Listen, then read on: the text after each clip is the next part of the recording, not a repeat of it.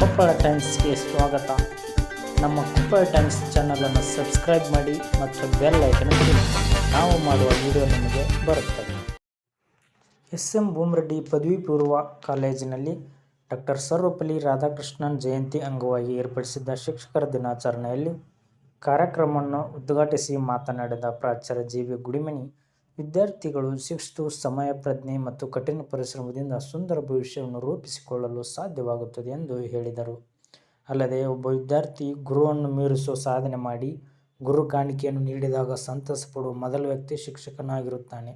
ನಂತರ ಇತರರು ಖುಷಿ ಪಡುತ್ತಾರೆ ಎಂದು ಹೇಳಿದರು. ಹಿರಿಯ ಉಪನ್ಯಾಸಕ ಅರವಿಂದ್ ವಡ್ಡರ್ ಮಾತನಾಡಿ, ಭಾರತದಂತಹ ಸಾಂಸ್ಕೃತಿಕ ಶ್ರೀಮಂತಿಕೆ ರಾಷ್ಟ್ರದಲ್ಲಿ ಶಿಕ್ಷಕ ಅಂದು ಇಂದುಗಳ ಮಧ್ಯೆ ಸಾಂಸ್ಕೃತಿಕ ರಾಯಭಾರಿಯಾಗಿ ಕಾರ್ಯನಿರ್ವಹಿಸುವ ಅಗತ್ಯವಿದೆ. ವಿದ್ಯಾರ್ಥಿಗಳು ಕೇವಲ ವಿದ್ಯಾರ್ಥಿಗಳಲ್ಲ, ಶಿಕ್ಷಕನಿಗೆ ಪುನರ್ಜನ್ಮ ನೀಡುವ ವಜ್ರಗಳು. ಆ ಮೂಲಕ ಶಿಕ್ಷಕನನ್ನು ನಾಡಿಗೆ ಪರಿಚಯಿಸುವ ಗುರುತರ ಜವಾಬ್ದಾರಿಯುಳ್ಳವರು. ಮಾನವೀಯ ಮೌಲ್ಯಗಳನ್ನು ರೂಢಿಸಿಕೊಂಡಾಗ ಮಾತ್ರ ವಿದ್ಯಾರ್ಥಿ ಜೀವನ ಸಾರ್ಥಕವಾಗುತ್ತದೆ ಎಂದು ಹೇಳಿದರು. ವಿದ್ಯಾರ್ಥಿಗಳೇ ಆಯೋಜಿಸಿದ್ದ ಕಾರ್ಯಕ್ರಮದಲ್ಲಿ ಎಲ್ಲ ಉಪನ್ಯಾಸಕರನ್ನು ಸನ್ಮಾನಿಸಲಾಯಿತು. ಉಪನ್ಯಾಸಕರಿಗಾಗಿ ವಿವಿಧ ಮನರಂಜನಾ ಆಟಗಳನ್ನು ಏರ್ಪಡಿಸಲಾಯಿತು. ಪ್ರಥಮ ಸ್ಥಾನ ಪಡೆದ ಉಪನ್ಯಾಸಕರಿಗೆ ಬಹುಮಾನ ವಿತರಿಸಲಾಯಿತು.